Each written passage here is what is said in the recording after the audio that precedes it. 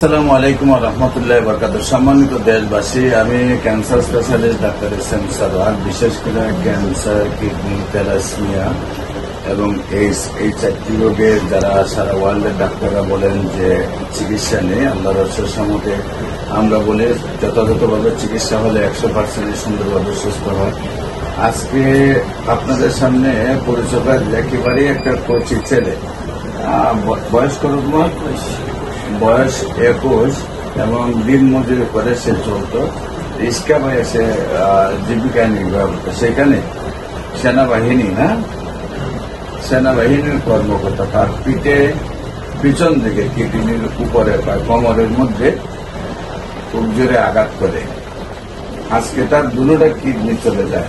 আমরা আপনাদেরকে দেখাচ্ছি এবং তার ব্লাড চলে আসছে 7-এ। একদিকে হলো ব্লাড থাকে না, ব্লাড 7-এ চলে যাচ্ছে। অন্যদিকে কিডনির পয়েন্ট একেবারে চলে আসছে 17-তে।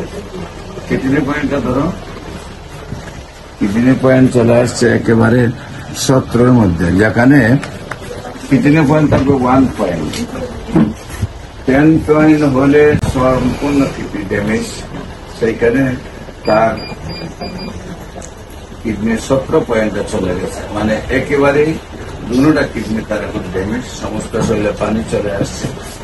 এই অল্প বয়সের ছেলের জীবনটা একটি প্রশাসনের একটি বাড়ির কারণে এই অবস্থায় পড়েছে। আমরা বিশেষ করে প্রশাসনকে বলবো যে আইনের আওতাধীন যদি কাউকে শাস্তি দিতে হয় সেটা আপনারা অ্যারেস্ট করবেন এবং তাদেরকে প্রয়োজনে জেল জরিমানা যেটা আছে করবেন। এমনিভাবে আপনাদের সাধারণ একটু শাসনের কারণে মানুষের জীবনটা একেবারেই নষ্ট হয়ে যায়, সেই প্রমাণটুকু আপনাদের তুলে ধরলাম। এবারও আমরা দেখছি সারা দেশব্যাপী ইয়াং ছেলেদের উপর যেমনিভাবে লাঠিচার্জ হয়েছে, হাজার হাজার মায়ের বুক খালিও হয়েছে, লক্ষ লক্ষ ছেলে সন্তানের জীবন এইভাবেই শেষ হবে। বিশেষ করে সন্তানদেরকেও বলবো যে এমন কোনো অপরাধ আপনারা করেন না যাতে এই অবস্থায় পড়তে হয়। আর প্রশাসনকে বলবো যে আপনারাও এমন যত বড় অপরাধই করুক, আইনের যে সিস্টেম আছে অ্যারেস্ট করা, জরিমানা করা, সেই সিস্টেমগুলি অ্যাপ্লাই করবেন। আপনারা এই ধরনের অন্যায় কাজগুলি করবেন না। কোনো সেনাবাহিনীর প্রধান কোনো আইনগত কোনো বৈধতা নেই রাস্তাতে একটা লোককে আঘাত করে, কিন্তু একটা আঘাত করে তার জীবনটা আজকে ধ্বংস করে দিয়েছেন এবং সেটার পাপের শাস্তিটা কিন্তু সম্পূর্ণ আপনার উপরেই পড়বে।